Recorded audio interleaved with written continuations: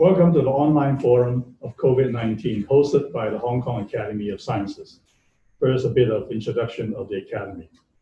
It is an academic body formed by an elective group of scientists and researchers committed to promoting the development and advancement of science and technology in Hong Kong and making it center of scientific excellence. The idea of having this forum has been around for a while, but with so many online forums and seminars on the pandemic since the beginning of the year, we're not sure if people might be suffering from information overload. In fact, our Young Academy chapter has beat us to this by having an online seminar in March earlier this year. So there's never be a good time. Although the COVID-19 pandemic is still roaming around the globe, there's been a great deal of knowledge gained and research progress made in the past 6 months. We thought that it might be worthwhile for the Academy to host a scientific forum with a small number of world experts to comment on the various aspects of the pandemic in sufficiently general terms suitable for a general audience. After discussing with KY, the key figure here in Hong Kong on COVID-19, and also chair of the Scientific Popularization Committee of the Academy, we came up with a list of 4 eminent scientific and medical researchers to review and discuss the latest development in diagnosis, testing, treatment, and prevention of the disease.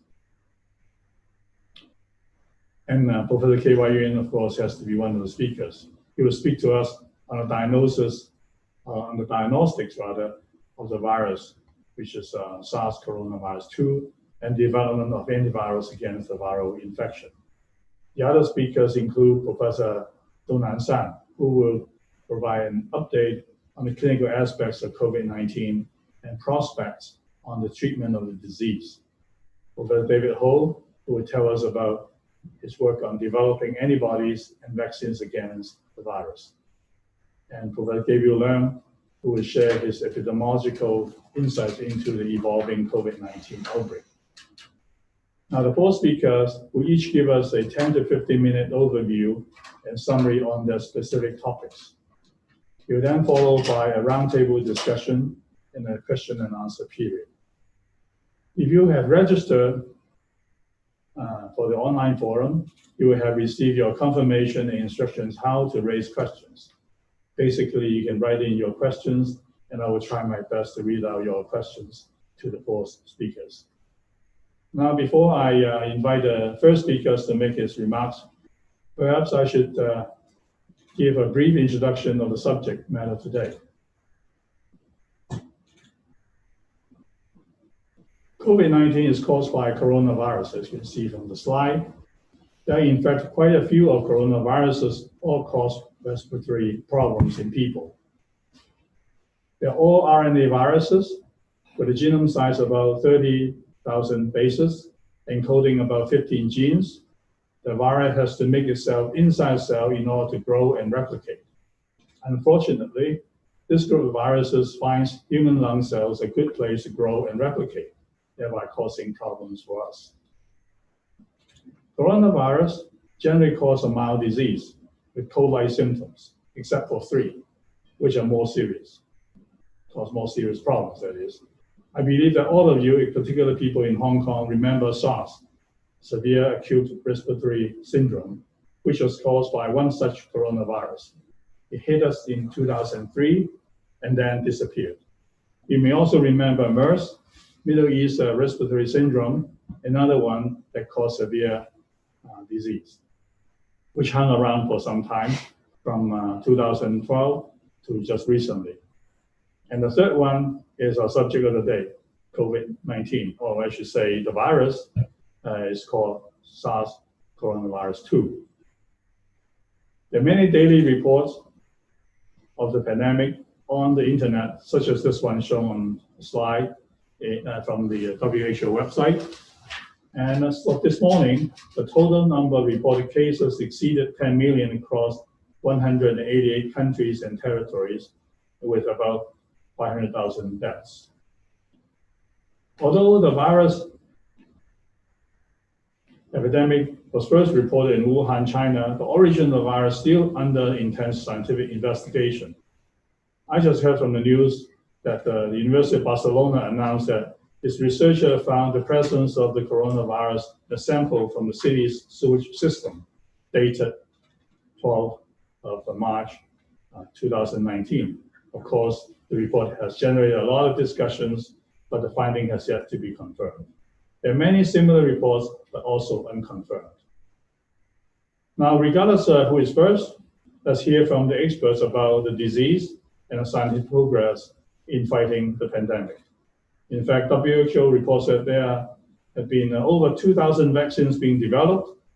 And as I said earlier, there has been tremendous progress in the research about COVID-19 and its causative agent, SARS-CoV-2. Now, may I invite the first speaker, Prof Zhong Nan-Shan, to speak. Nan-Shan, please.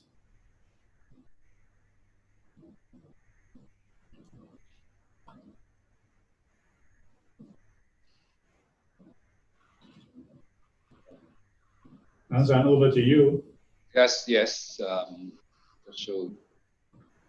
Well, okay. Thank you very much, Professor Tsui. It's my great honor to be able to address here. So just very briefly, make some introduction about what's happening in China and what we have done, the progress in our institute. So as just now, Professor Tsui had mentioned, so the newest is more than 100,000 people infected. So I think up to now, I think the Hong Kong area has done a good job now. So we're very low mortality and also not the high incidence of that. But anyway, had things of import patients. So similar to the mainland of China. So as you know, seems the year of the January, and then the time going on, and then there's some in the mainland had some disease, the disease being diagnosed both from CDC and hospital and some others. And then since the month of beginning of March, and the import cases is increasing.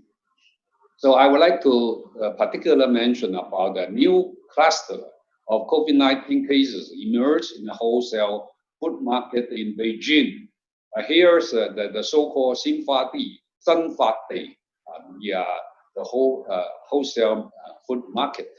Actually, just 1 week and then 137 cases being infected. More focus in Feng Tai, this area. So that since then, Beijing had taken very strong action on that response. Emergent response to the public health event elevated the grade 3 to grade 2. And then immediately closed the Xinfadi market and strict inspection of import raw food. And then make a survey, so probably 400,000 per day. And then tracing close contacts. And then close the schools, even middle schools, primary schools, and now stop the school and the university. And since then, I think the tendency is like that. So up to, this is to 27th, and up to yesterday, altogether 324 been infected. I think this action is similar to semi-closed, semi-lockdown of Beijing. I actually still have some transportation. But even with this, as still this, so the Nanzhou University had a group make a prediction. And this from grade 3 to response to grade 2 here. So no reaction, no action taken at all. And then you can see the prediction is now they are predicted will be, the peak will be 300, but now it's 320 something. And then if grade 3 response remain, that the cumulative cases will be 600. If nothing taken at all, then cumulative cases will be 200,000. So that's a big disaster in Beijing. So that's why. So I think the action is really necessary. So the core controlling transmission is one, of course, distancing, wearing masks, and then now more emphasize the hand hygiene. So I would like to mention a little bit about the prediction of real-world situation considering public intervention of migration. And this is a paper published, I think at the beginning of February. So because we had using traditional SEER formula, modified SEER formula, and adding 3 parameters: diversity, transmission, in particular government management, so interaction. So we predict the peak will be 600,000. Sorry, 60,000. But actually, the real what this is using to compare with the real number, and then eventually will be announced 80,000. So if this action is taken, lockdown action is taken 5 days earlier, there will be only 20,000. So if 5 days later will be 160,000 happen in China. So that's really important. So next, I would like to mention about the prediction model for critical ill COVID-19. So we integrate 10 risk factors. That's very simple clinical factors, risk factors, epidemiological and demographic and clinical laboratory and imaging evaluations and at the hospital admission, and to create an online calculation tool designed for patient trial at admission to identify the patient at risk of severe illness. Because it's very important to have an allocation of our medical facilities and effective treatment and so on. That prediction, this prediction seems to be okay, and they're put in JAMA Tablet paper. And the second is based on CT scan and using artificial intelligence system to diagnose COVID-19 and prognosis. And we are able to use this, so maybe I think 200,000, no, sorry,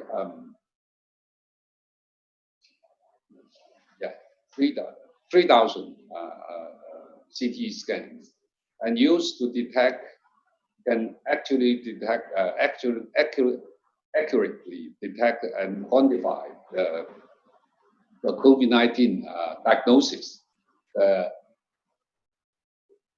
area under curve is pretty high. So with the interstitial and pneumonia. So in addition to pneumonia, interstitial pneumonia. And then that's one thing. And the second point is to use this image change measured by AI can reflect the degree of systemic damage. And also the, as you know, there's a lesion ratio, and there's a consolidation ratio and GGO ratio. GGO is more important than the others.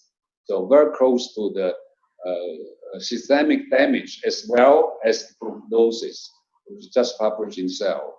So this is the prediction for us. It seems to be useful for us to predict the outcome of the patient and take some measures in advance.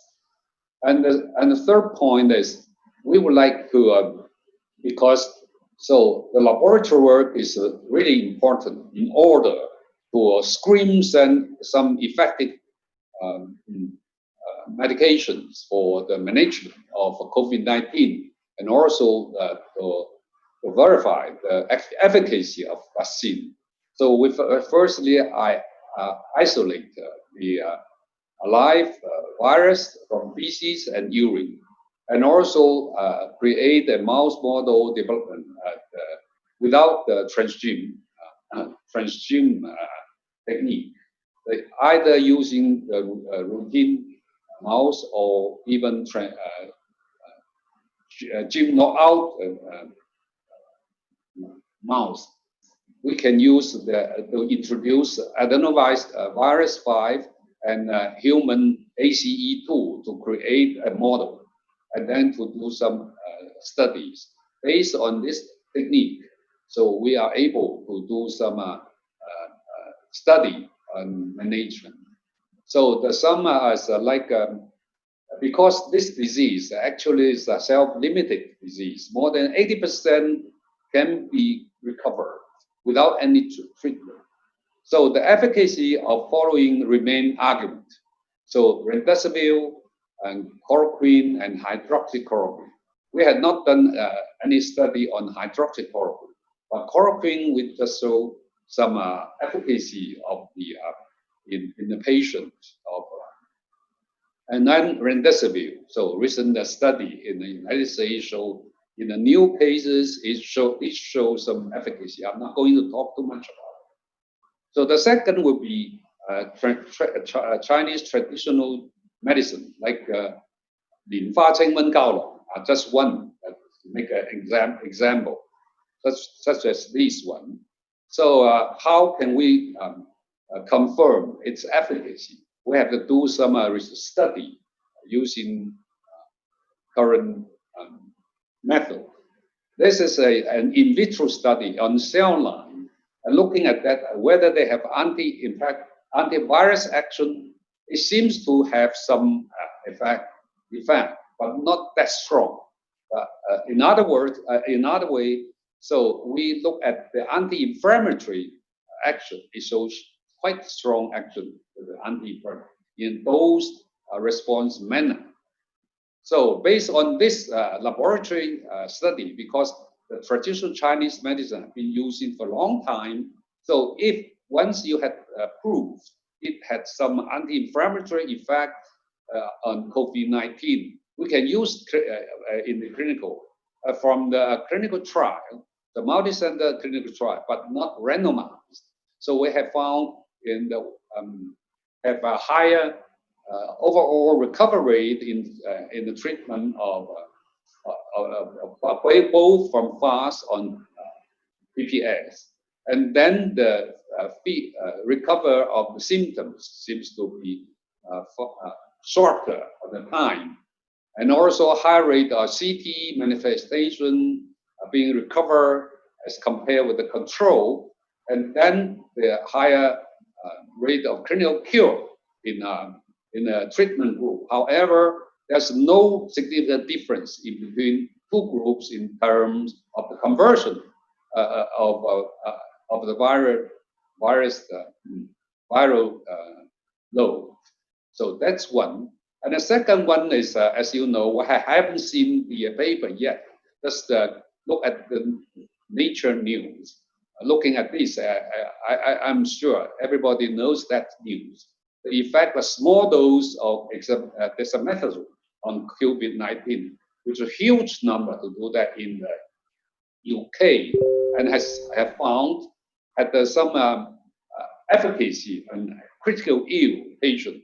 So the death rate is reduced by 20%. There's no effect on moderate and mild COVID-19. Actually, 17 years ago, we have done the same similar study in SARS patient. So that's a paper published in 2005. And then we also in small dose of methylprednisolone also show improve the survival rate and reduce the hospitalization time. So which is quite similar to the British study. But actually, I have to point out, we have to use that small dose in the right patient, in the right time, and the right dose. And then I would like to show you so that we have a longitudinal hematological study, immunological variation, looking at the change of the some immuno response, either neutrophil or eosinophil and lymphocyte. And this is the data from more than 500 patients.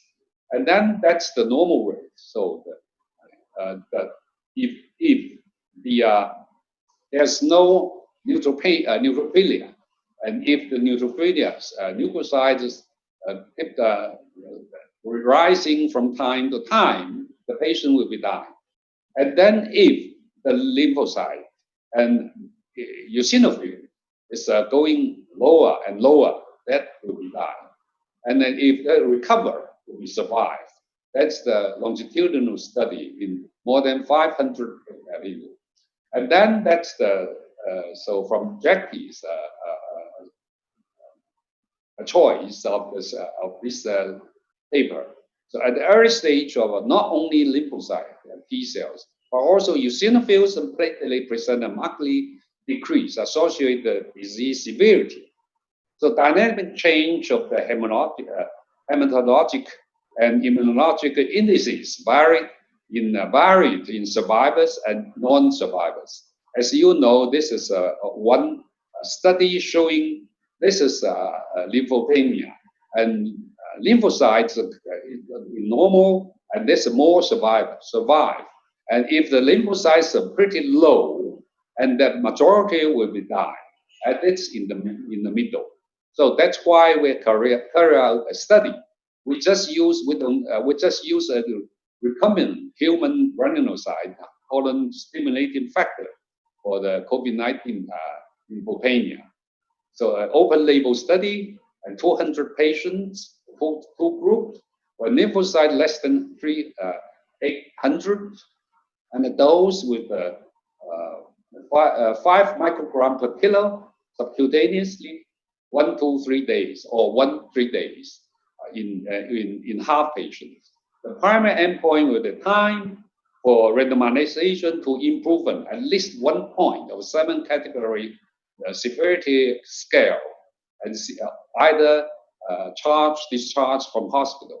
And what happens, because this data will be published. I just show you the result. The overall, or the whole result, is that's no significant difference in time to clinical improvement and had no reach significant. And actually, but in those patients with the lymphocyte less than 400, which is not uncommon even in not a severe patient, but that so show significant shorter time of clinical recovery in patient, and also markedly lower the risk of processing to critical illness and death compared with the standard carrier. So 2 cases deterioration as compared with 15, that's significant. So no recovery difference in terms of the viral load conversion. So finally, we just use hydrogen-oxygen mixed gas. That's change the water, H2O, into H2 and oxygen. That's easier for us. That's 2 mechanisms. One is really this mixed gas can reduce the airway resistance to improve the oxygenation. And the second point will be the hydrogen will have the capability to to eliminate the free radicals. That's the primary result, have not published yet. And in terms of the disease severity improvement, it's really in the same situation plus mixed inhalation. That's higher. That's the 44 patient versus 44, and the chest pain and cough and the oxygenation all improve. Okay, I think this will be presented by other professions. I'm not going to talk too much about that. So that's what I'm talking I would thanks of all of my colleagues. Thank you very much. Thank you, Professor Zhong.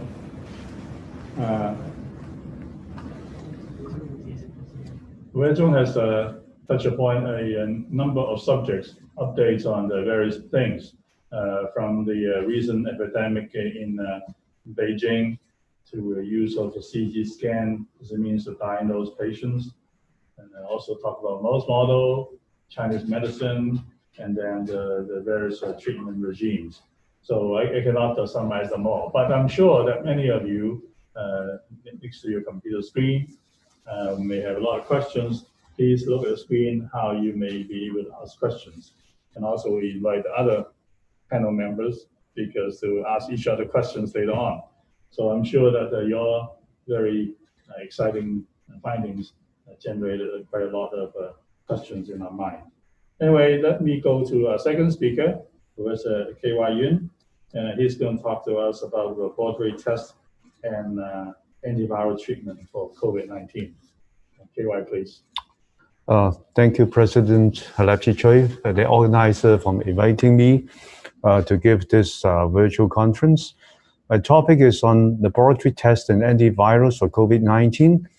I'm sure all of you should know that, in fact, the doctors, when they see you by looking at your symptoms and signs, actually cannot differentiate between COVID-19 from other acute respiratory virus infections such as influenza or common cold.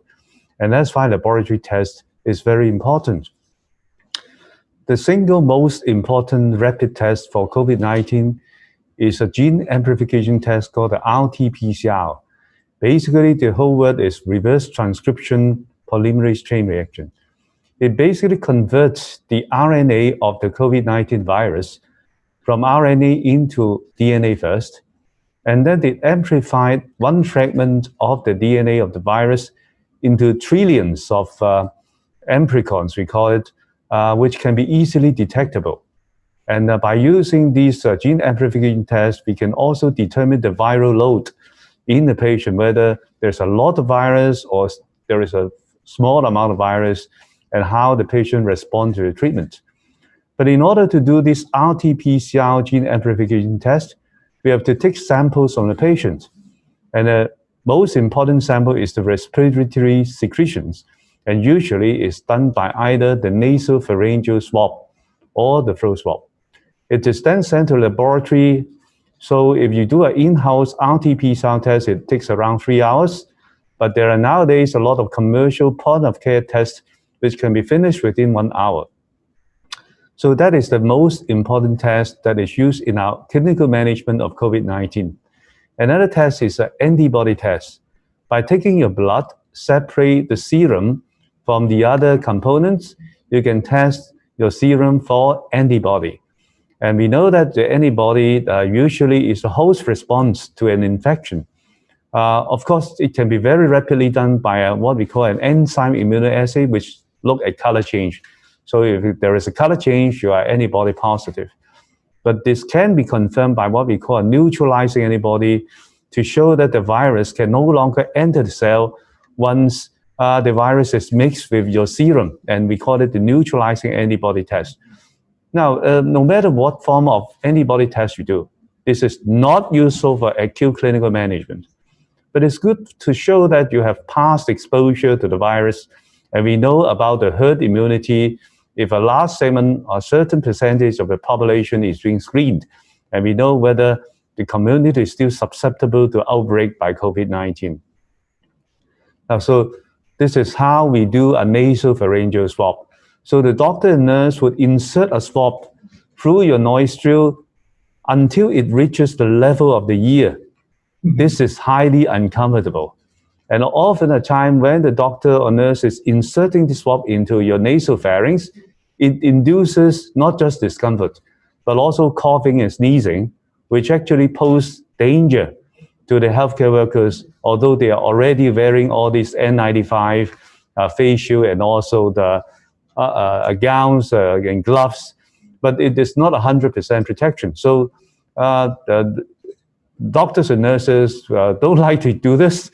Patients don't like to have it. So what can we do about it in Hong Kong?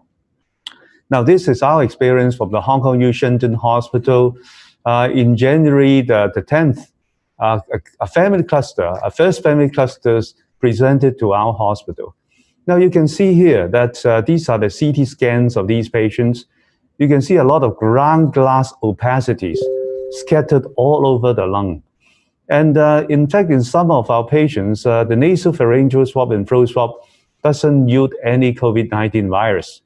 It only is positive sometimes only when you put in a bronchoscope into the lung and get what we call the bronchoalveolar lavage before we can get a positive.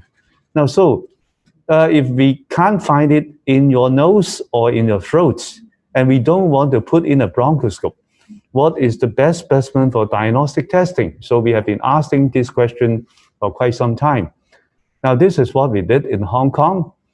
We asked the patient to clear the throat or gurgling up the deep throat 5 to 10 times into a bottle, into a sputum container, and it is done before breakfast or mouth rinsing in early morning. Now, that is a very simple way of patient self-collection of sample. But you can see that actually it's quite effective.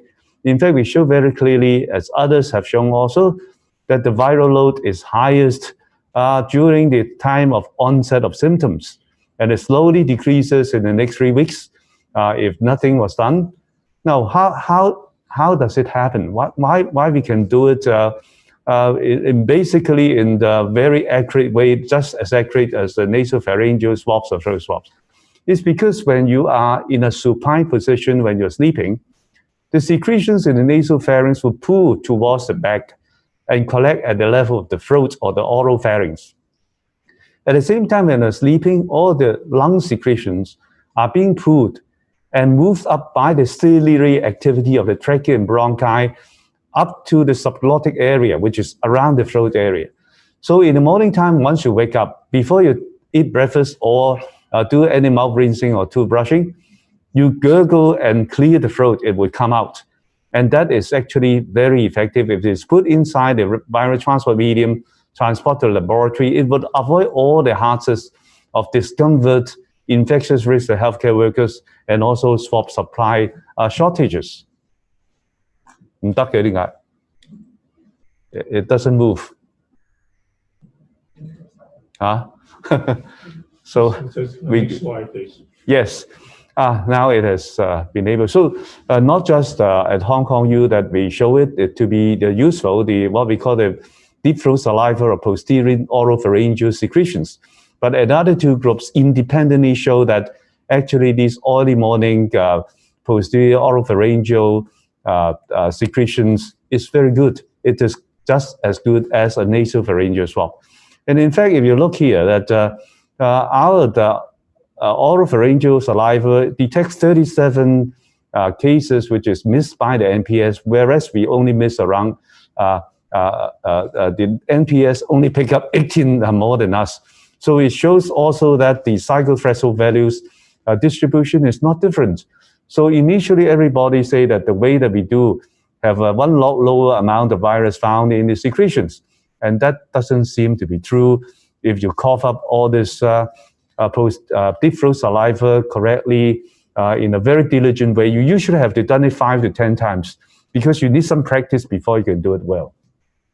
Now, how about taking the posterior oropharyngeal secretions at other time of the day?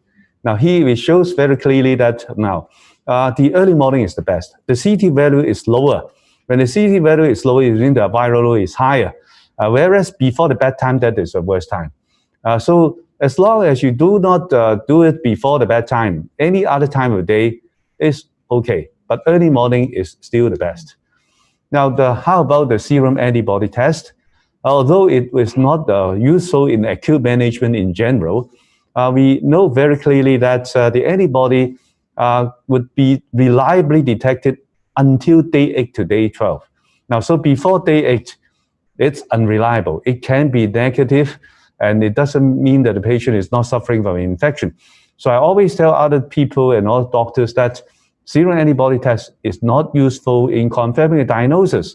It's only useful during the convalescence, to show past exposure and herd immunity. Now, interestingly, the time when the serum antibody become positive on at day 8 to day 12 also coincides with clinical recovery or clinical deterioration. And that is a very important point also, which may matter on our management. Now, how to treat such patients. In order to know how to treat such patients, COVID-19, we need to understand how the virus go into the lung and cause virus replication and then cause damage. Now, what we do is we ask patients to donate the normal lung tissue.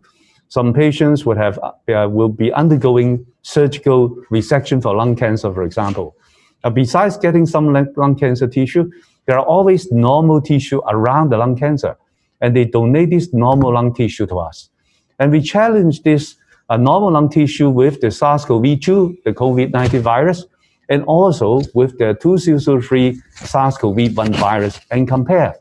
We found that actually SARS-CoV-2 grows much better than SARS-CoV-1 in the lung tissue explant. And also you can see there are much more nucleoprotein expression inside the lung tissue on the sections under immunofluorescence. More importantly, we found that actually SARS-CoV-2 does not induce interferon response within the 40 hours of duration of the virus challenge.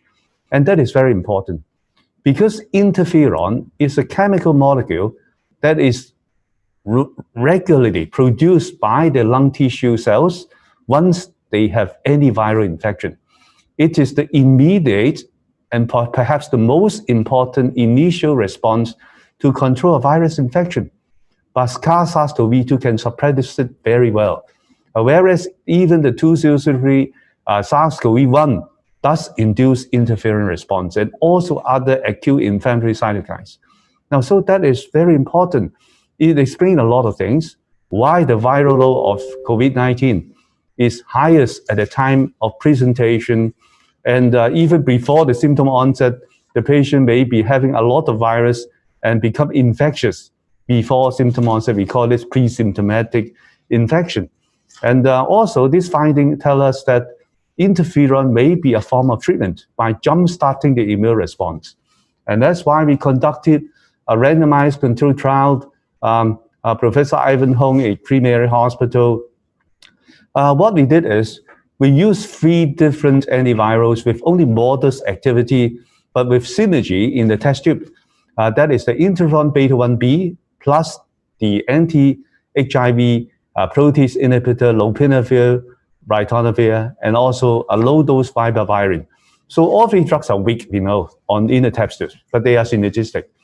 And we actually show that if we give this combination, you look at the red curve, the viral load decreased by 2 to 3 logs between day 6 to day 11. And the patients actually are discharged 5.5 days earlier than the control group, which is only using the lopinavir, ritonavir alone. So it shows that it markedly suppressed the viral load.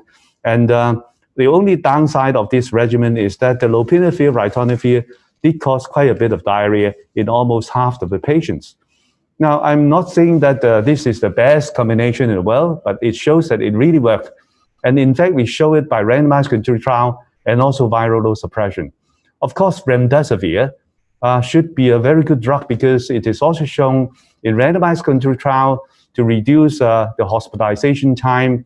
It doesn't improve mortality in the critically ill patients, but it is unfortunately not easily available in Hong Kong. We only have a few doses for conducting some clinical trials, but otherwise we don't have the remdesivir. And that's why we use this triple combination for our patients. The important point is that we don't have severe cases in Hong Kong, very few critically ill patients. And that's why this triple combination is mainly conducted in moderately ill patients. And we find that giving these patients early on, in fact, perhaps improve the prognosis. We also have a hamster model being developed, and you can see that the hamster developed quite severe pneumonia with a lot of symptoms, a weight loss of around 10% at around day 6, and then slowly recovered. We also have done some treatment on these hamsters. We use convalescent serum from recovered hamster and give it to naive hamsters and then challenge them with the SARS-CoV-2. And you can see that the viral load in the lung is 1 log lower, and both in the nasal turbinate and also in the lung. It shows that convalescent plasma containing neutralizing antibody is a viable option. In fact, most of the hamsters by day 14 develop a neutralizing antibody titer of more than 400. And that's a viable way of doing it. Now, in case a patient doesn't respond to remdesivir or our triple combination, what can we do?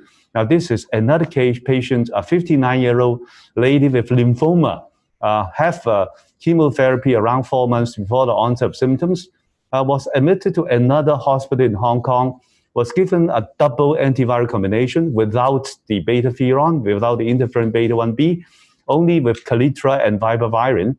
A patient was not responding, was intubated and transferred to our ICU in Queen Mary Hospital. And then we give them the patient remdesivir for 10 days. It doesn't work at all. The viral load remains the same, very high viral load. And we give 2 doses of convalescent plasma, 500 ml each, with neutralizing antibody titer between 160 to 320, and then the patient recovered. So you can see that convalescent plasma containing neutralizing antibody is one of the viable ways to salvage patients not responding to antiviral treatment. Now, in summary, I think the antiviral treatment trial strategy for COVID-19 is that it would only be useful if it is given early. No matter whether you are giving remdesivir or antiviral combinations, if it is late, it's unlikely to have very much, besides giving your respiratory support intensive care and targeted anticoagulation. But I think the principle is very clear, is that before day 7 to day 10, a rapid viral load suppression is the most useful. At that time, the viral load is high, there is less inflammatory damage. Of course, it's good if you have remdesivir. If not, you can use the interferon beta-1b to jumpstart the immune response in combination of other weaker drug.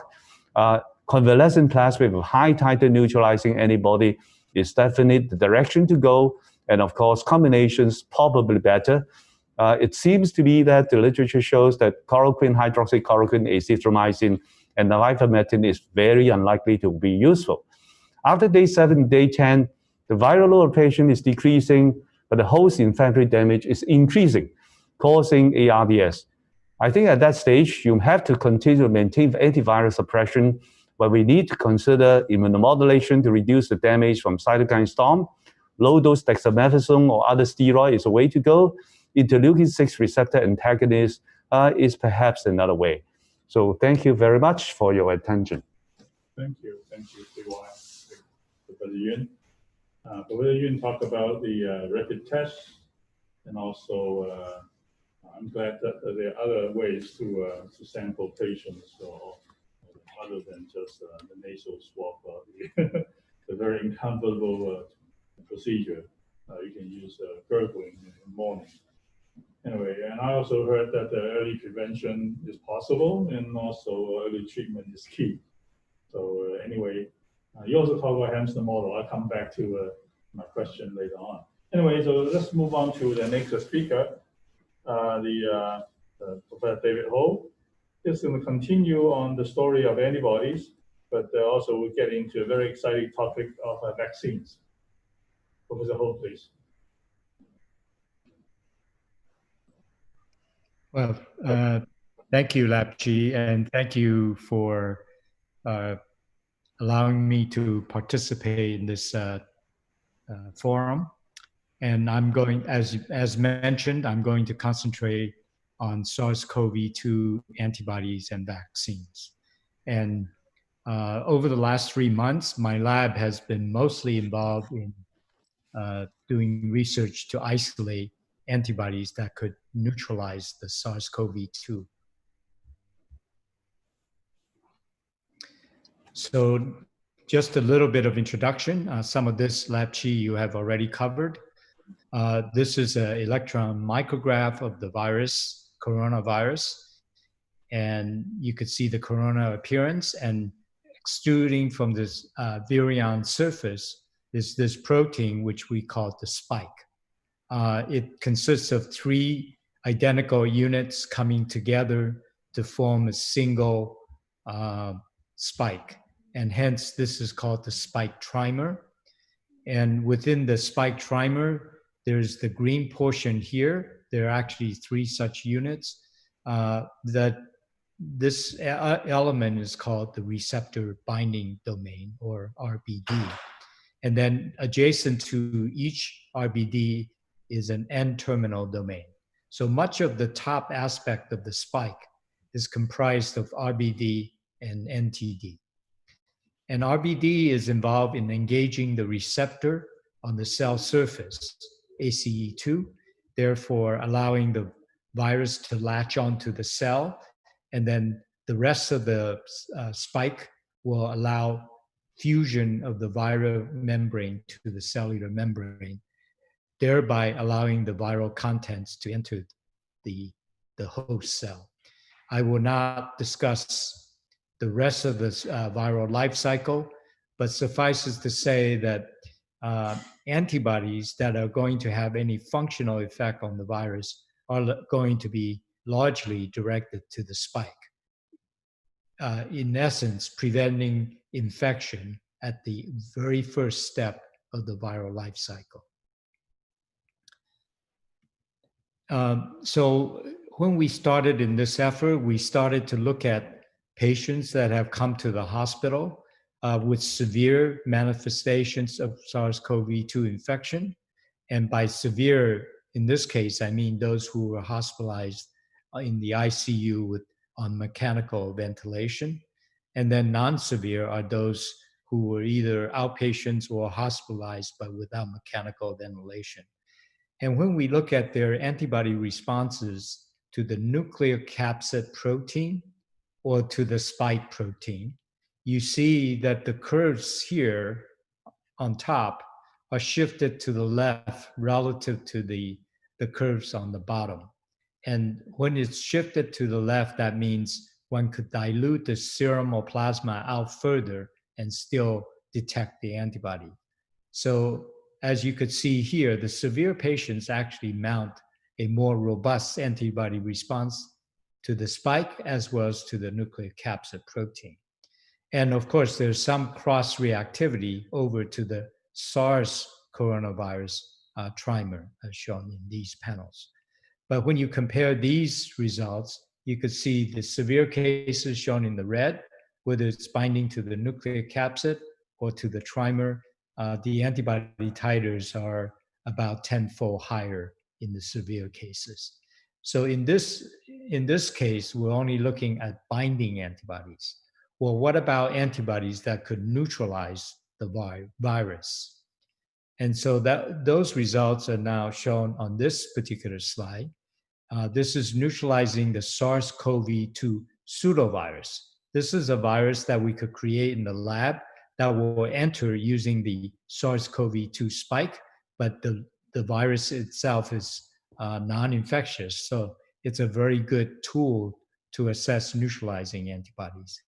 And once again, you see the severe cases mount a more robust pseudovirus neutralization as compared to the non-severe cases.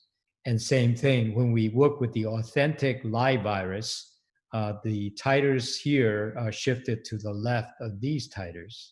And once again, it's much more robust in the severe patients. And then in terms of crossing over to neutralize the SARS pseudovirus, the severe cases, again, have a more robust response.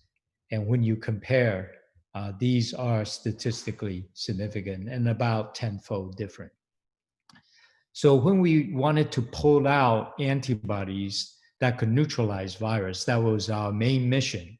This was just a preliminary study. We obviously focused on cases with the most robust neutralizing antibody responses.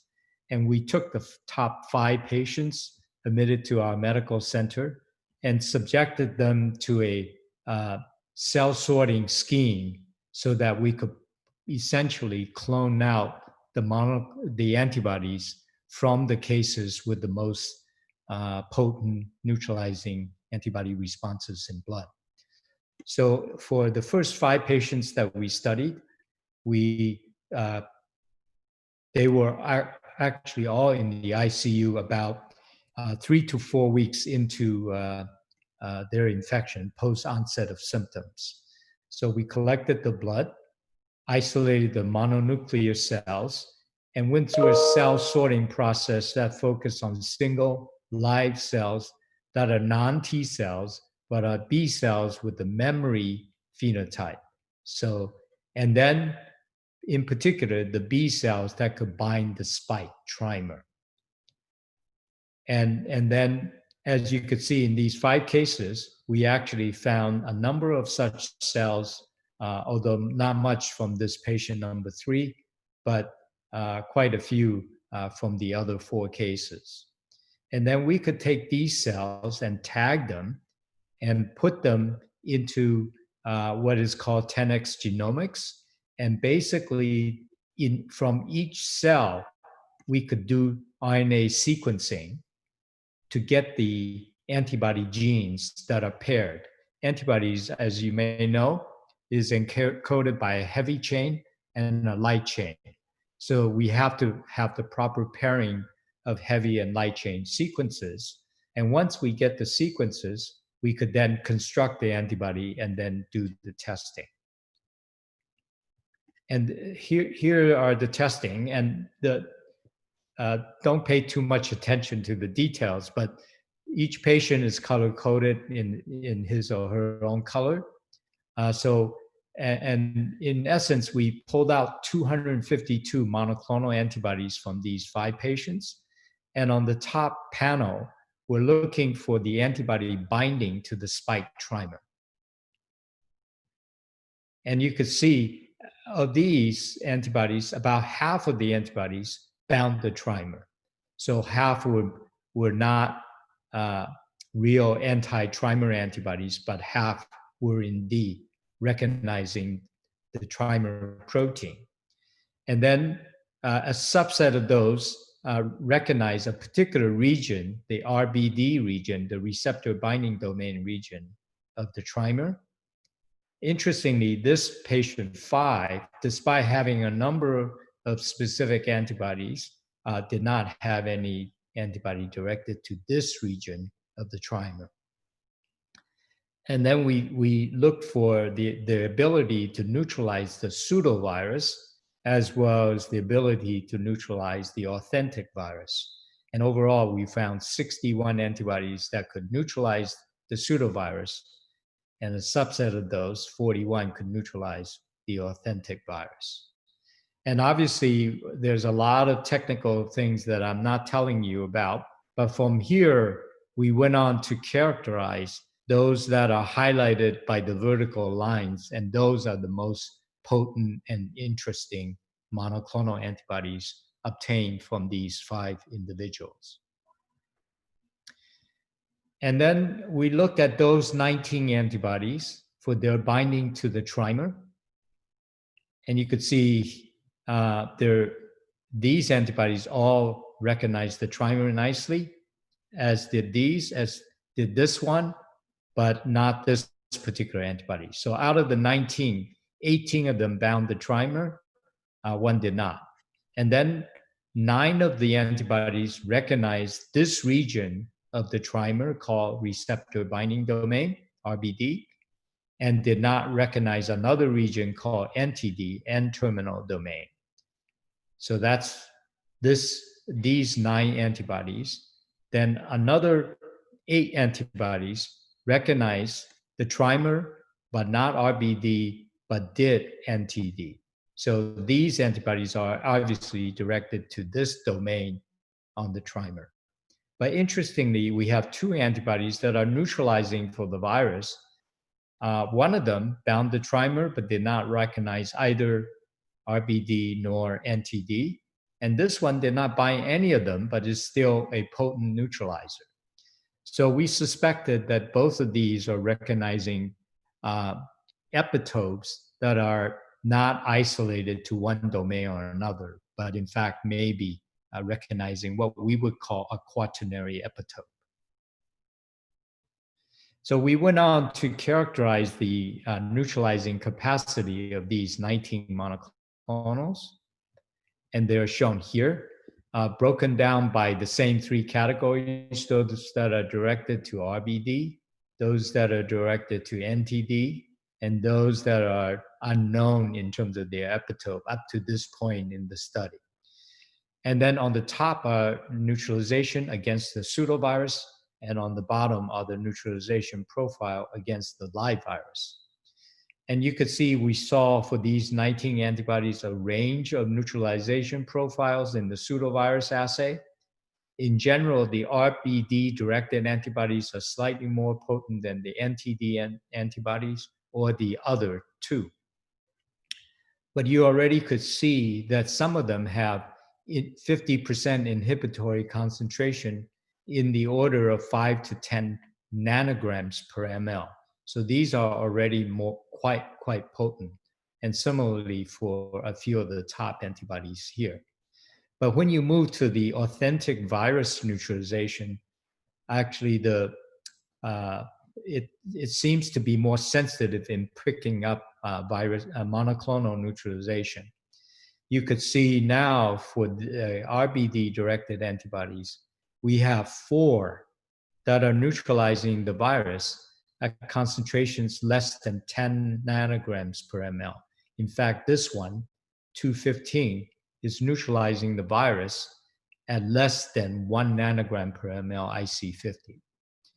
And here for the NTD antibodies, we have 3 that are neutralizing below 10 nanograms per ml. And both of these are neutralizing at 3 to 7 nanograms per ml. So these are extremely potent antibodies. And we just did a study together with KY's team, Jasper Chan, Zui Chan, and others, by infusing this antibody, 2-15, into hamsters, and it protected quite well at 1.5 milligram per kilogram, or at even 0.3 milligram per kilogram. So this antibody is extremely potent, not only in vitro, but also in vivo. And likewise, we did a similar protection experiment in hamsters with 4-8 here, and it too protected, but only at the higher dose and not at the lower dose, because of the pharmacokinetic properties of this antibody is not as good. We went on to, excuse me, we went on to solve the cryo-EM, cryo-electron microscopy structure of one of the antibody bound to the receptor binding domain and another antibody bound to the N-terminal domain of the spike protein. So let me talk about this one on the top. Basically, the trimer is shown here with the green portion signifying our receptor binding domain and the orange color signifying N-terminal domain. And basically, this antibody just locks down the RBD. And this is, if you turn this molecule forward by 90 degrees, this is what you see. And you can see the antibody in heavy chain in dark blue and light chain in cyan color is basically blocking the RBD, and the RBD cannot interact with the receptor on the cell.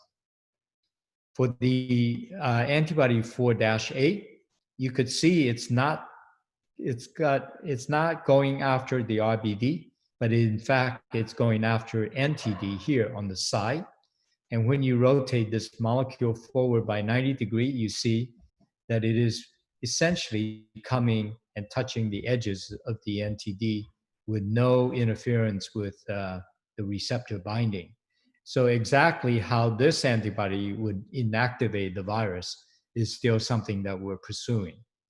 It's probably blocking some step that's post-binding, but still crucial for the conformational change that's necessary to occur in the spike protein in order to mediate viral membrane fusion to the cell membrane. So I mentioned another antibody that we could not understand, and that was the antibody 2-43. And here once again, you see that it's coming from the top. But instead of binding either RBD or NTD, it's actually binding a region that's in between. So it's in the crevice between RBD and NTD. And if you look at the top view, it is in between, exactly in between. And no wonder we cannot map it with RBD alone or NTD alone. And indeed, it is recognizing a quaternary epitope within the gap space between these two domains. Now, I didn't show you a data on a lot of the other antibodies, but using epitope mapping methods, we've been able to come up with this epitope map of all the antibodies that we have found, the 19 antibodies that we have found that could neutralize the virus, and they largely recognize the top of the RBD. Those dark red antibodies are the most potent ones. The pink color ones are less potent. But you could see whether they're potent or less potent, they're all recognizing the top. And this is RBD on the top view. This is NTD on the top view. And you could see this is trimeric. So it's got a three-way symmetry. So all the neutralizing antibodies that we have found so far, and others have found so far, are recognizing the top of the molecule, nothing directed to what we call the stem of the molecule at this point. The other thing I would mention is that all these antibodies that we have pulled out now, if you look at the gene sequences, they are all very close to what we call germline sequences. Only 2 to 3% variation from germline. That means the antibody repertoire simply needs to do its usual thing, that is the VDJ recombination. And then voila, we could have antibodies that are pretty good at neutralizing the virus. It doesn't have to go through extensive affinity maturation. So that bodes very well for ultimate development of a vaccine. That means our immune systems are geared up with simple VDJ recombination within our B cells to make antibodies that could protect against SARS-CoV-2. This is very, very different from HIV, which I've studied for many years. So in the end, we have compared the antibodies that we have pulled out in red compared to those that have been isolated by other investigators or companies in the field. And the potent antibodies have lower IC50 values. So this is our most potent antibody, and it's the most potent RBD-directed antibody to be isolated to date. But we have several others that are extremely potent that group nicely with the most potent antibodies isolated by colleagues in the field.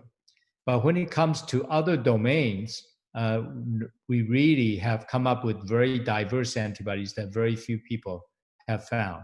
And in particular, we are a good 1 to 2 orders of magnitude more potent than those that have been reported for the NTD domain.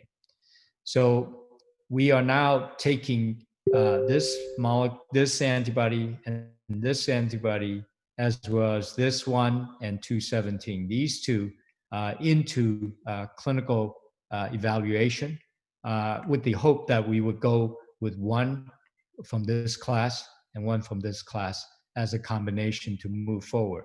We don't believe we're going to be the first in that Regeneron is already in the clinic. And my former postdoc, Ling-Chi Zhang's group, will be going into the clinic shortly from Tsinghua University. However, we think some of our antibody may form the best combination going forward. So that's what we're pursuing. Let me just touch on vaccine development, which is a vast subject, which we could obviously discuss further. Let me just give you an understanding of the magnitude of the mobilization effort on this front. There are already 17 vaccines in human testing. Remember, this epidemic is essentially 6 months old, and yet we are already seeing 17 in clinical trials and 131 in preclinical development. So this is a massive effort, and it's likely that many will succeed. And the approaches taken are extremely diverse, but nearly all of them are focused on the induction of neutralizing antibodies that I just talked about, hoping to direct antibodies to the spike protein and neutralize the infection. And probably the most traditional approach is to use inactivated virus vaccines. This has been done for polio since the 1950s and is done for example, for influenza vaccine. And this approach is largely taken by companies that are based in China, and several already have entered human testing. Now, outside of China, or inside China and outside of China, newer approaches are being applied. For example, one could use a adenovirus. This is another common cold DNA virus that could be used as a carrier to deliver the spike gene into the muscle. And by doing so, one could induce antibodies directed to the spike, and hopefully they're neutralized. And such approach is already in the clinic by a company from China and company from the US. There are also vaccines that are essentially plasmid DNA that carry the spike gene. And one probably has heard about approaches being developed at Oxford and in combination with AstraZeneca. And also another company in the US that has already entered clinical trial. Perhaps the vaccine that has received the most attention is an RNA-based vaccine.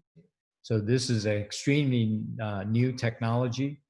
There's no licensed vaccine for that's in the RNA form. And a company in Boston called Moderna has already taken the spike gene and put it into the RNA form and conducted phase 1 and phase 2 study. And they're poised to begin phase 3 study using the RNA vaccine. A similar approach is taken by Pfizer and a German company called BioNTech. There are also nanoparticles that display the spike protein on the surface by being pursued by an American company.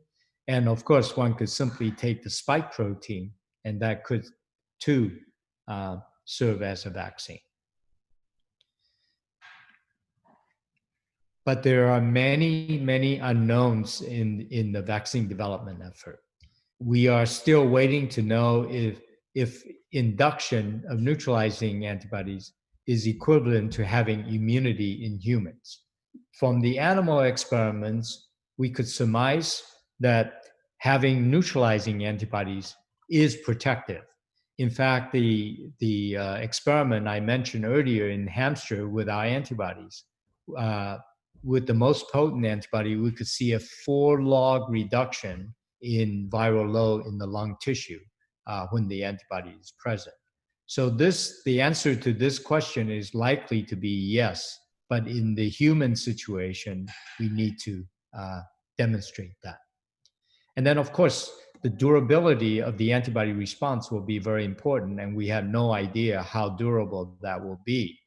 As you may have heard, there are some studies out of China suggesting that the antibody response from a natural infection may not be as durable as we want. And so time will tell, and this will be a very important aspect that many groups will be studying. We also know that vaccine responses in the elderly population tend to be poor. This is certainly true for the annual seasonal influenza vaccine.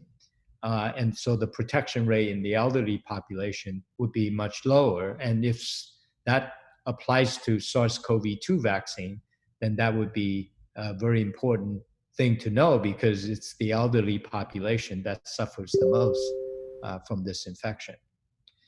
And of course, there is a lingering concern about the possibility that the antibody induced by the vaccine could in fact do harm rather than do good by mediating infection of enhancement of infection or enhancement of disease.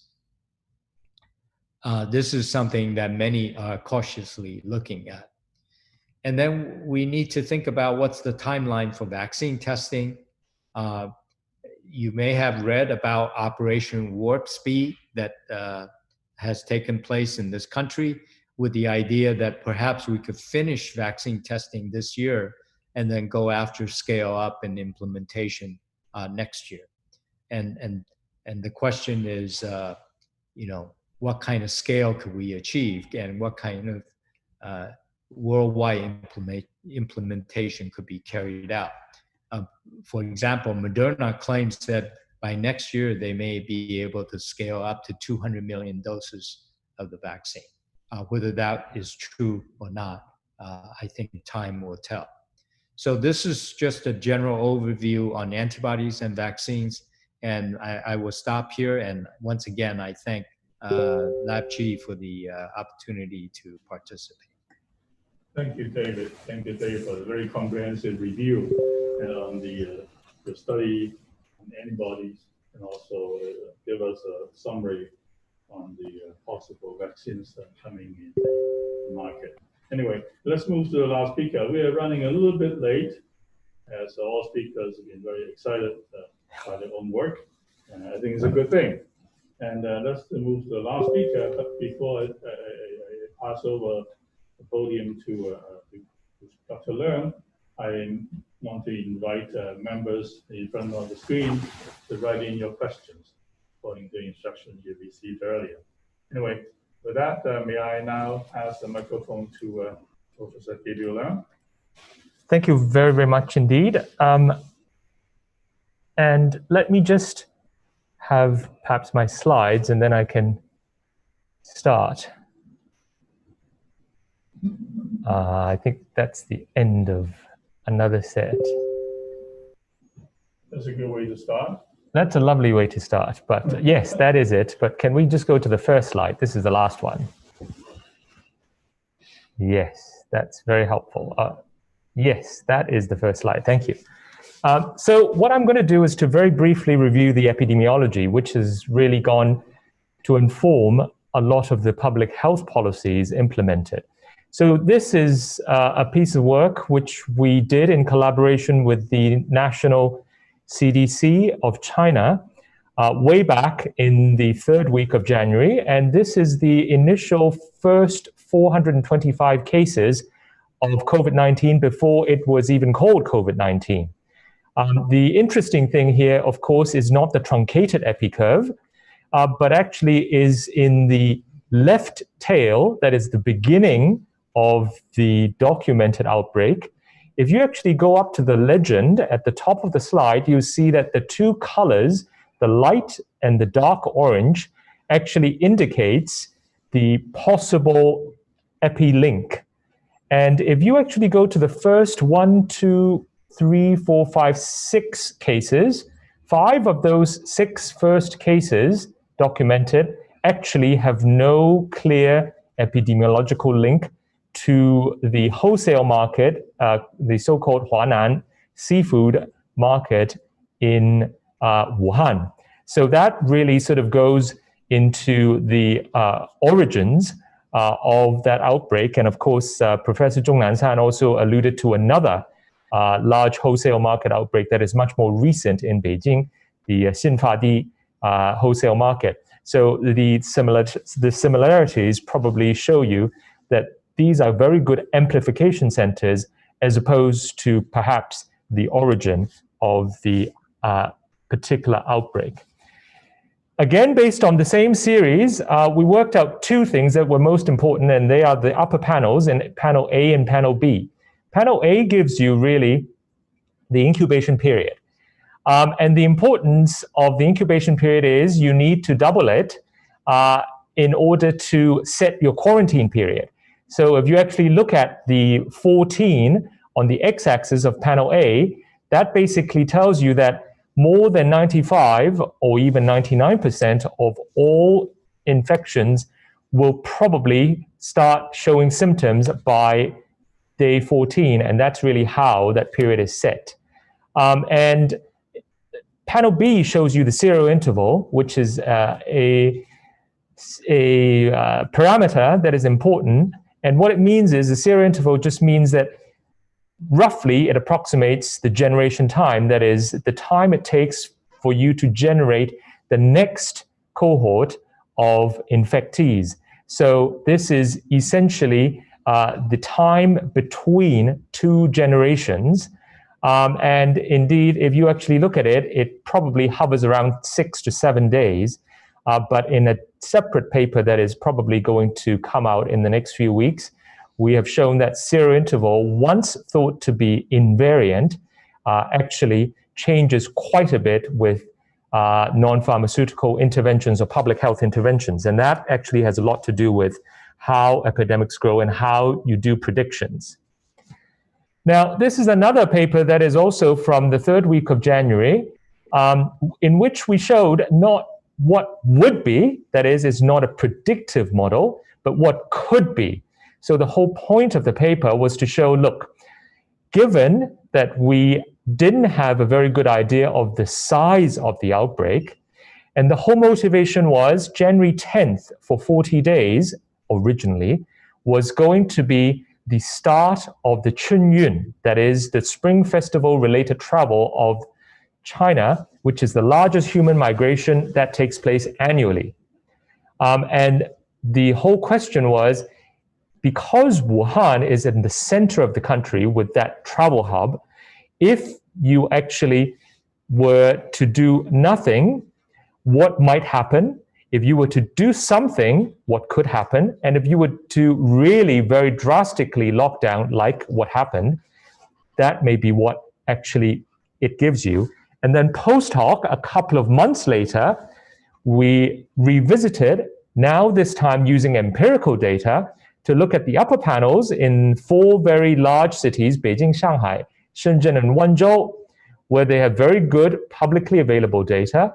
So you see the epi curves in the upper panels, and then the inferred real-time effective reproductive number, which basically shows that this outbreak was really very well controlled, certainly by the 2nd and 3rd week of February onwards, pushing the RT down to approximate 0 asymptotically.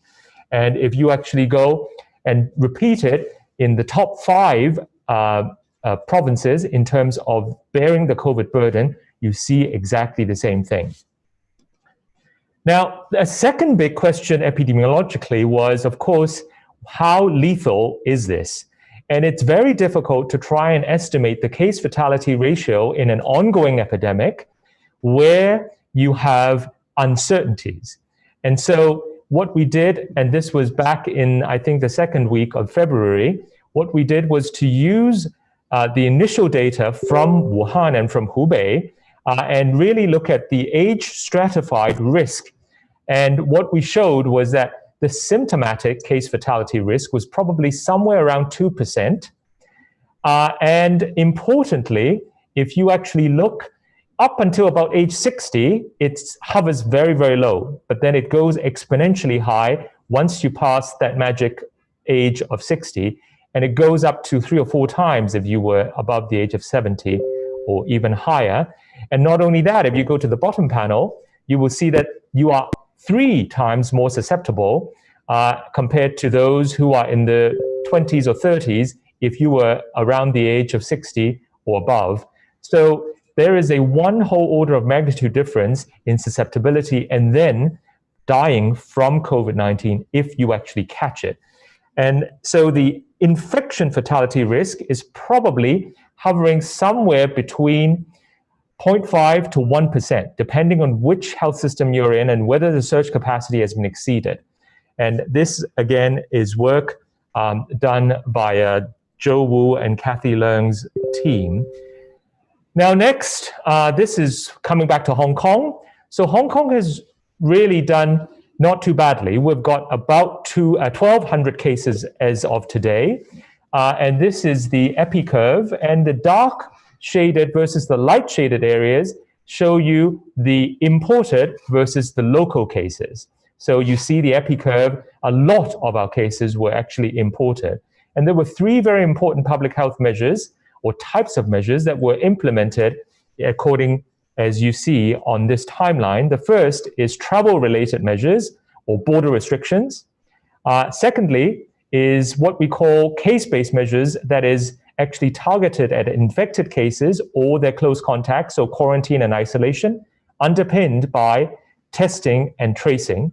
And then finally, the most socially and economically disruptive community measures, because it involves everybody, those would be the physical distancing, ranging from school suspension to complete lockdown. Now, Hong Kong was never actually completely locked down, but we laid on a lot of these measures.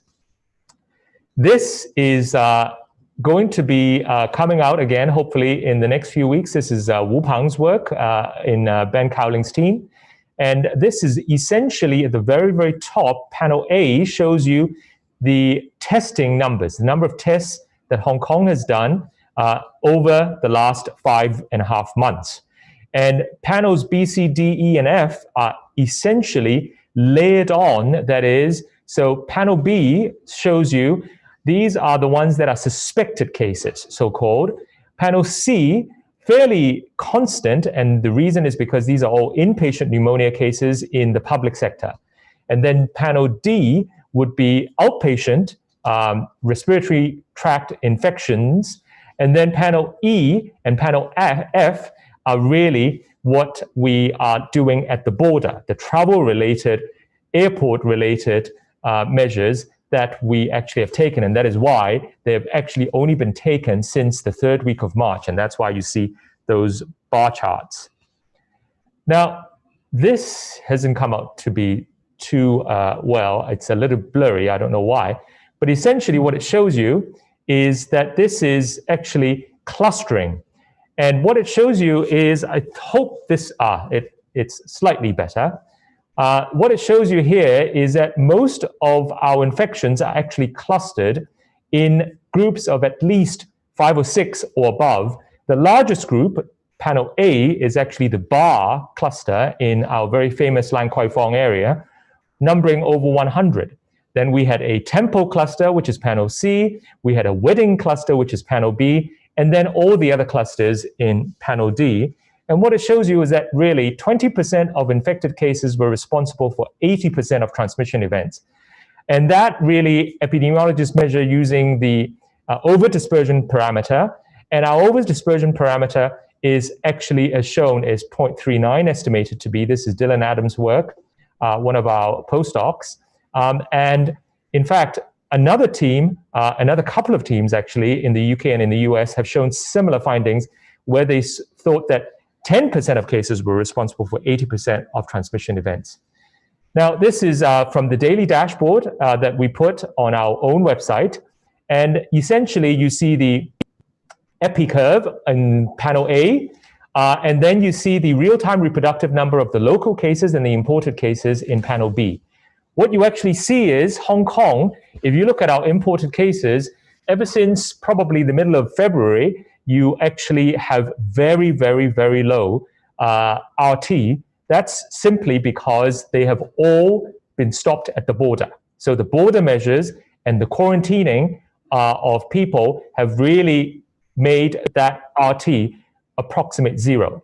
However, the local cases, especially given the clustering, has given us a few scares because it has popped up above 1.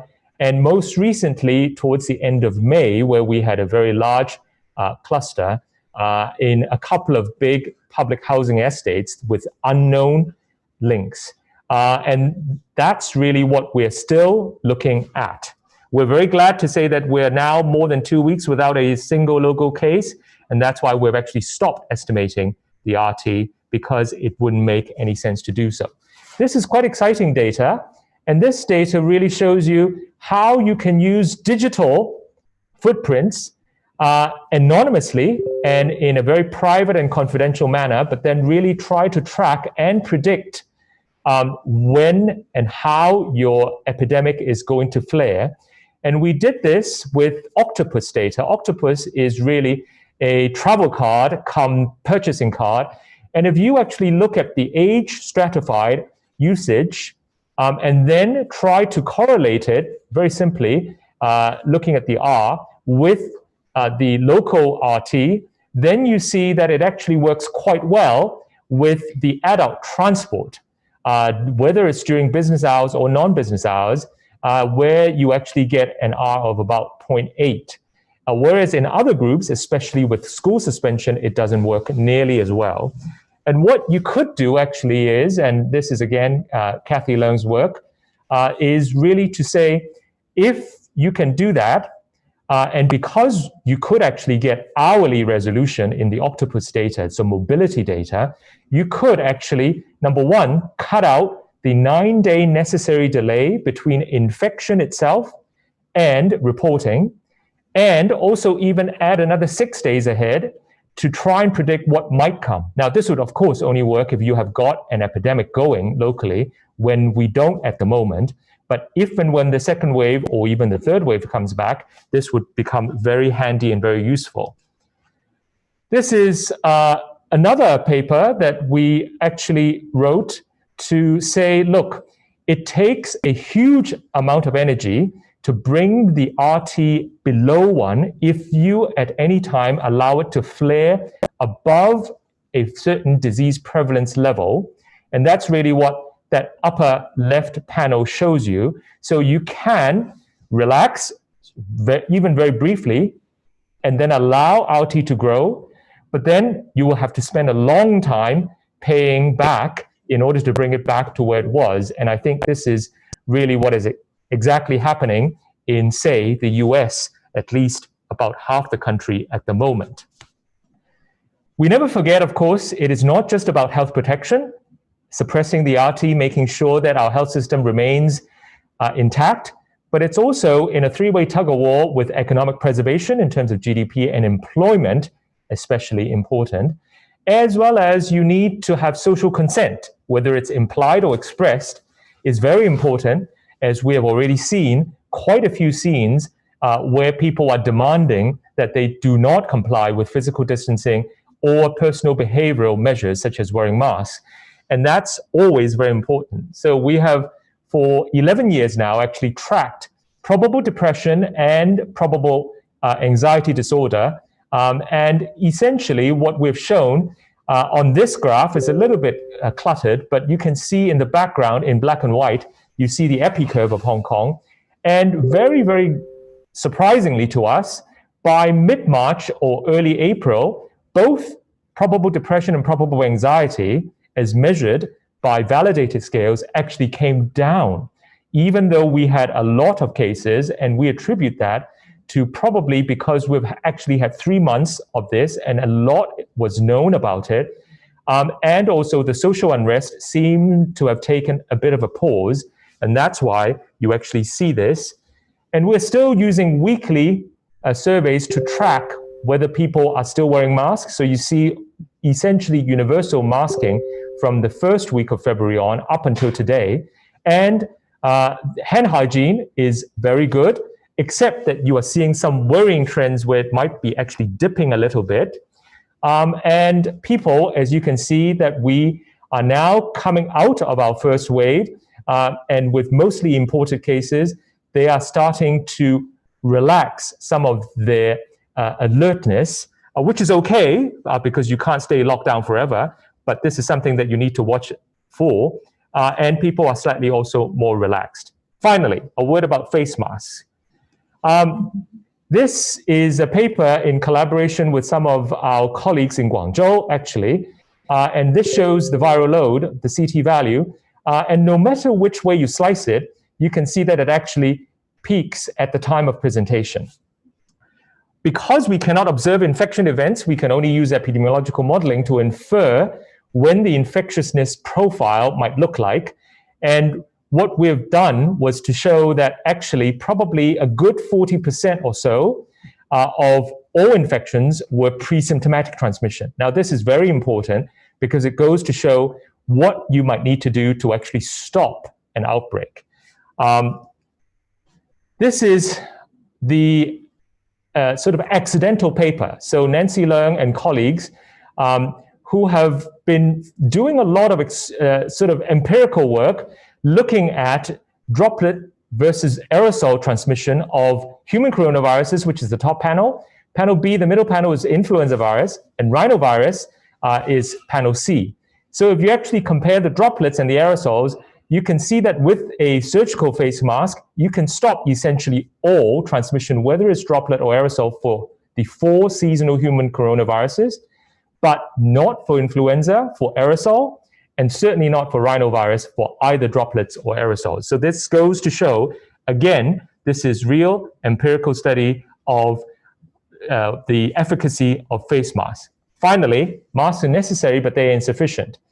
As I showed you, we had essentially 97, 98% plus universal masking since early February, but in March, we still had this very large spike in the effective reproduction number. And that spike is in that period in between 2 yellow or orange periods when civil servants and many private businesses arrange for work at home arrangements. Once people went back to work in the middle of a pandemic, it spikes up again, even though you have that mask on. So it is very important that you do combination strategies at the public health level. I think I'll stop there. Thank you very much. Thank you, Professor Leung. And again, I understand that we study overrun, but then thank you, Gabriel, for giving us such a comprehensive review of the epidemic. Okay, let's go into a discussion period and also go into Q&A. What I'm going to do is actually an invitation to the 4 speakers for them to ask each other questions, if any. Professor Zhong, Professor Yuen, Professor Ho, and Professor Leung. Do you have anything you want to find out from the other speakers? Are there anything you want to say but forgot or did not have time to cover? Yes, I very much like to ask David, why we did not find any antibody against the stem? That is a little bit surprising to me. Is there any particular explanation that you find during your course of investigation? Now, what I said, KY, is that we haven't found any neutralizing antibodies directed to the stem. So we have 30 non-neutralizing antibodies that we have yet to fully evaluate. It's possible some of them are directed to the stem. But so I think it's just interesting that all the neutralizing ones map to the top. And that makes sense because probably the spike density on the virus particle is high, and it would be difficult for a large antibody to penetrate down to the stem region. And it makes sense that the entry mechanism is heavily dependent on the top of the spike for receptor binding and probably for conformational change that would then unload the S2 portion of the molecule in fusion. So anything that gets in the way on the top of the molecule could neutralize, whereas those down at the stem may not access the molecule well, particularly on the surface of the virion. But it could be that there are antibodies there that are just non-neutralizing or not very potent. That's Gabriel? Sure. Can I just follow up, David? Fascinating talk. Can I just ask you 2 questions? One is, you actually alluded to it very, very briefly, but what are your thoughts about correlates of protection? Because that's really sort of the gold standard as opposed to the neutralizing antibodies. And are you aware of any of these either sort of reinfection natural observational experiments being done, or even deliberate experiments being done? And then my second question really goes to, I think, what a lot of people are still wondering. What are your thoughts about this suite of coronavirus vaccines or potential vaccines in terms of, do you think that they are going to go the way of giving you lifelong or very long-lasting protection, or do you think that the antigenicity is going to change such that as this may settle down to become endemic, we may actually need different vaccines from time to time? I think the second part, I'm not sure we know the answer to.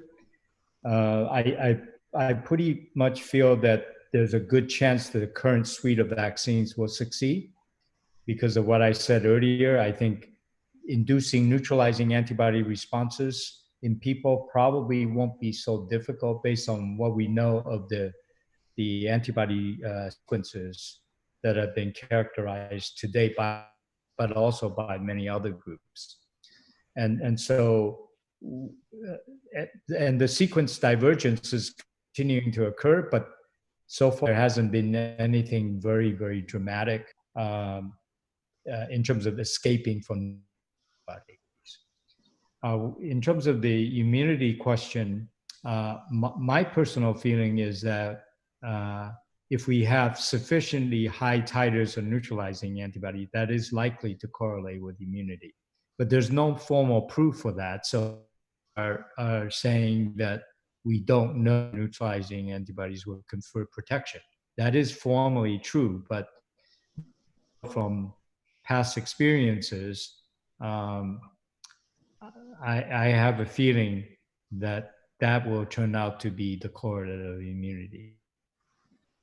And some of the animal experiments, particularly one vaccine, DNA vaccine experiment published in Science suggests the correlate of protection is neutralizing antibodies.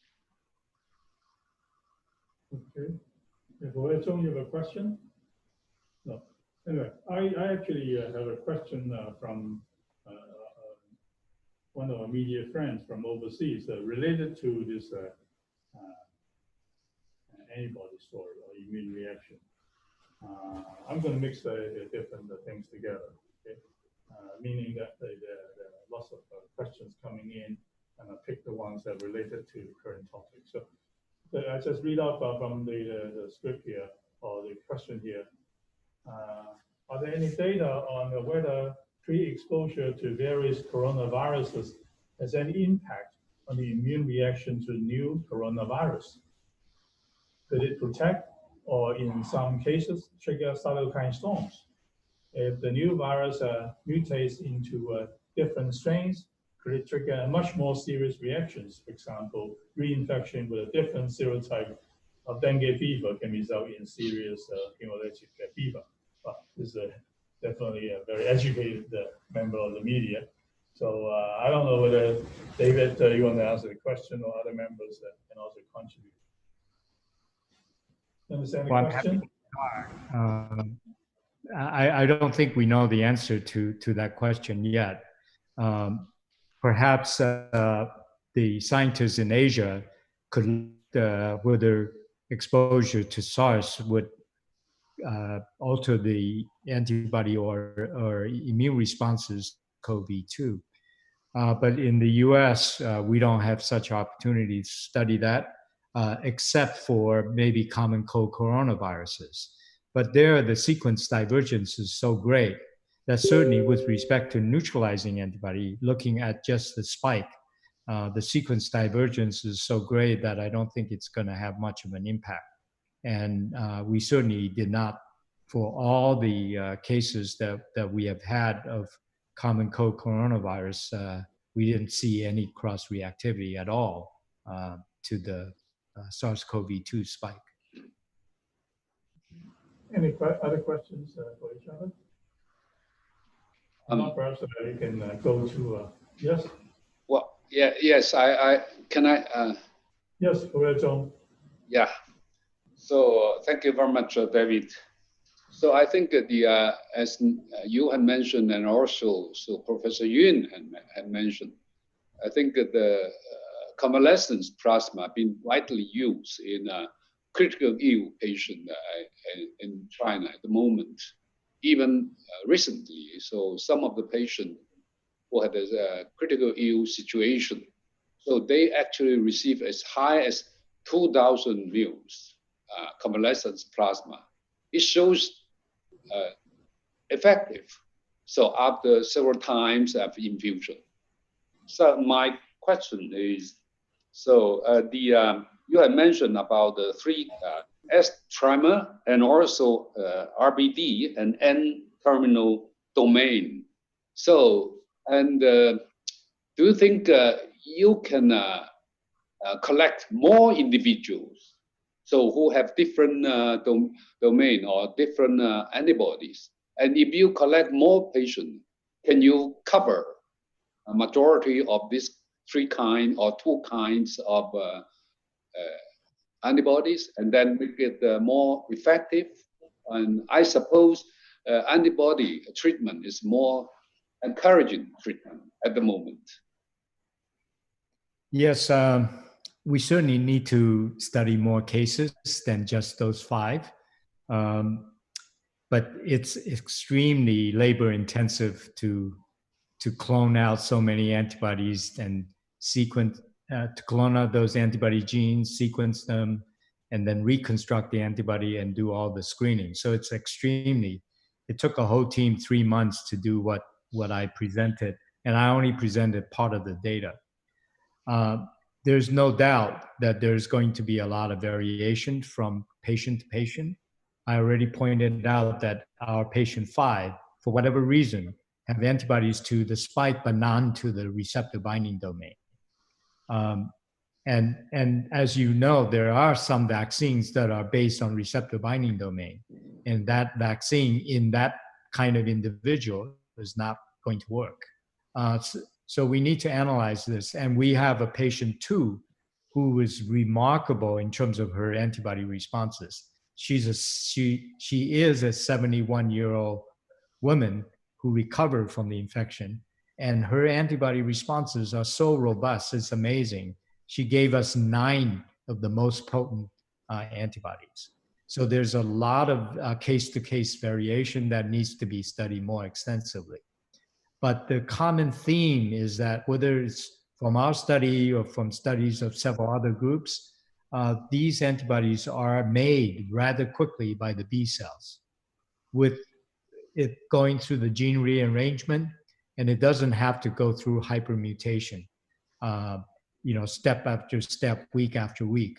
In fact, if you have this right VVJ recombination and heavy light chain proper pairing, you have a magical antibody. So that really tells me that some of the vaccine strategies are likely to succeed. Okay, maybe we switch the topic. I'm sure that we can talk about the antibody for quite some time. So let me switch to the question about the comparison between the SARS, it means the last outbreak here in Hong Kong or around the world, and the current COVID-19 pandemic. And then the major difference to me is the follow of patients' viral genetics, or the so-called haplotype. So by following the viral genetic sequence, I recall that scientists were able to track down every patient on how each of them contracted the infection, I mean from home, that is. Together with the time and location, there's no escape where they contracted the virus. The information was really useful in blocking the chain of transmission and eradicating the disease from the population. So far, for the millions of patients, only about 1,000 viral genome sequence that I could find on the internet. And I actually have a slide, but don't worry about it now. Why is the viral sequence or haplotype not done for all the patients in the current COVID-19 pandemic? Instead, I understand a great deal of effort has been dedicated to screening large populations by throat swabs. They actually done in thousands or tens of thousands, so a lot of work. And then, of course, many of these samples will turn out to be negative for the virus, false negative, or sometimes false positive. That's painful for the person. And is there anything special this time while we took this approach versus the approach that was taken during SARS? So maybe Gabriel or Leung, you want to answer first, or KY? I'll just, well, first of all, I think that there are some places which have actually done this. And so if you actually look on GenBank or GISID, you will see a lot of sequences being uploaded. I think the best studies were probably done in Seattle area for a very long time now, actually, since the beginning of that outbreak. And also a recent very large study in the UK, building on that Genomics England infrastructure, where it actually showed that there were 1,300 plus different imported introductions into the UK that has actually seeded the UK outbreak. And I must say that I am perhaps as perplexed as you are for the Hong Kong situation, because we certainly only, even if we did it for everybody, it would only be 1,200 cases so far. And I have made my pleas, and I hope that, you know, if and when we get a second wave, we will be doing much more of that, not only because it is actually critical to do tracing, both retrospective and prospective, but it's actually quite key to controlling the outbreak. Okay. Thank you. David, you want to say may I add something? Perhaps I can ask one question to Gabriel. So Okay. from the epidemiological point of view, so I think usually, the incubation periods will be something like 14 days. Recently, from my colleagues in Beijing and in Xinfadi, the whole cell food market, it seems to be a little bit longer, but still not the data still not clear. The incubation period, something like longer than 14 days in terms of infectivity. What do you think about that, Gabriel? Well, thank you. Thank you, Professor Zhong. I actually haven't seen the data. I don't know whether it's just Rt-Pcr positive or whether it's actually a live virus that is infectious. So as you know, when you actually take very, very thorough public health measures, as they have done in Xinfadi, and screened out basically everybody who is possibly infected or been infected, you will find quite a few positives. Now, whether you are catching them at the tail end of an illness, and so you will see positive Rt-Pcr screens day 21, day 25, day 28. In fact, if I remember correctly, you also found some of those in Guangdong province when we last visited 2-3 months ago. But whether they are still infectious is really the big question. And secondly, I think that if anything, you are seeing the global dominant strain now in the Xinfadi outbreak, which is supposedly, or at least thought to be tentatively, more transmissible than the original strains. So if anything, they should actually be infectious earlier on if you actually believe some of the data. So I think it's really perhaps an artifact of this very, very thorough public health screening that China has done not only for the Beijing outbreak, but earlier on for the whole province or whole city of Wuhan, at least, at the probably 4 to 6 weeks ago. So I think that might be some of it. But maybe you know more, and that some of these very, very long incubation periods are still infectious or live virus. Okay. David, you have a point? I think as up to now, you are quite right in pointing out, so whether this is in fact contagious or not, or just residual. So because we have done very few studies showing that maybe some of the patients still can isolate from a live virus so far. So probably this data I would like to collect more, so and then make some exchange with you. Thank you. Okay. I have a question for my fellow panelists. As you know, the U.S. is doing a pretty good job on the science of SARS-CoV-2, perhaps a first world job, but we're doing a third world job in terms of public health in controlling this pandemic in the U.S. We have, in the past few days, over 40,000 cases a day. And the epidemic curve is rising. So I'm just curious what the perspective is from Asia on what's happening in U.S. and do you what is your perspective? Do you even pity us, or are you laughing at what's happening here? And what is your perspective on why we're doing so poorly in controlling the pandemic? Anyone want to give it a try? Let me first give a try.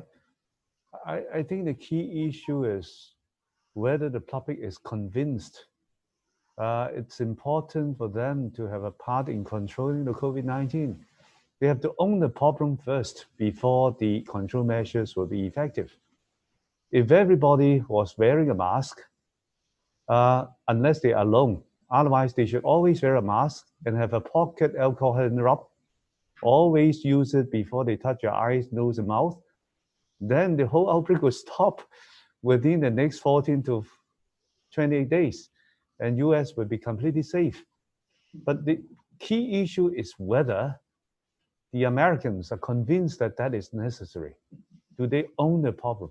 If they don't own the problem, it will never work no matter what you do. Everybody have a stake in this. If we don't do it, it would not work. Gabriel has said very clearly, a lot of pre-symptomatic transmission. And it can't be picked up by testing. You can't test them because they don't have symptoms. They won't go for testing anyway. And it's a painful procedure to many. So I think the most practical way of stopping it is everybody wear a mask correctly, diligently. Once you're not alone, you always wear it, and use pocket alcohol hand rub. That would just finish the epidemic in no time. Okay, I was told that we're running out of time, and also there are a few questions, quite a few questions from the audience, and maybe I just group a few of them together. And then this is actually for Professor Zhong, because you touch upon the use of Chinese medicine.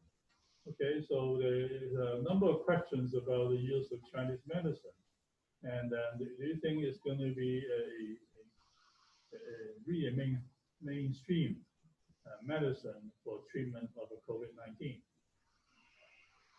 Well, I think I have done some. I feel Chinese medicine is a mixed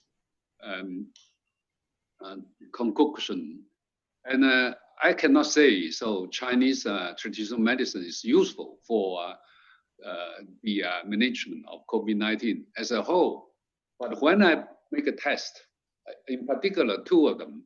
One is called, just now I mentioned, 莲花清瘟胶囊.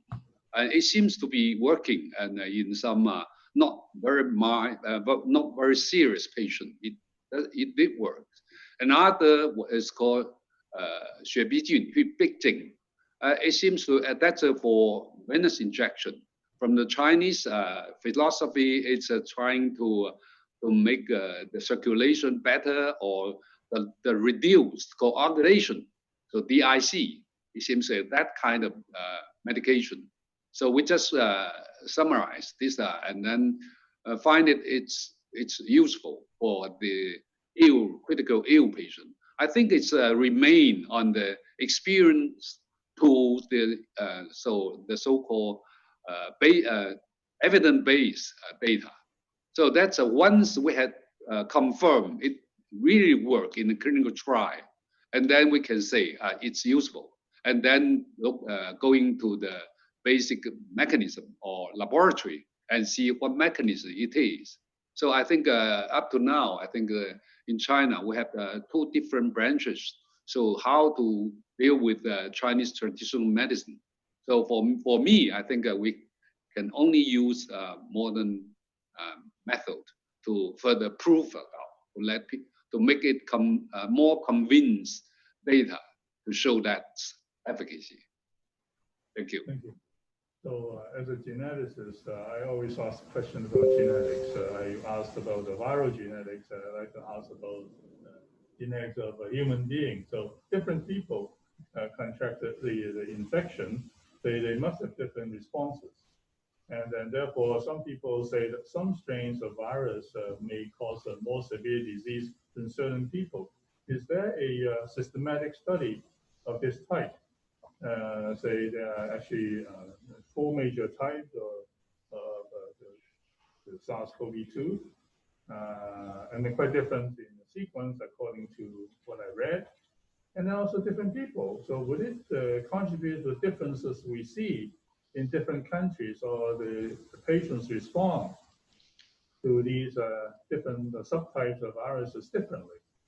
So I'd like to invite all members to give it a try. This would be the last question, by the way. Well, we know now, based on study recently reported, that the ABO blood group has a small effect, with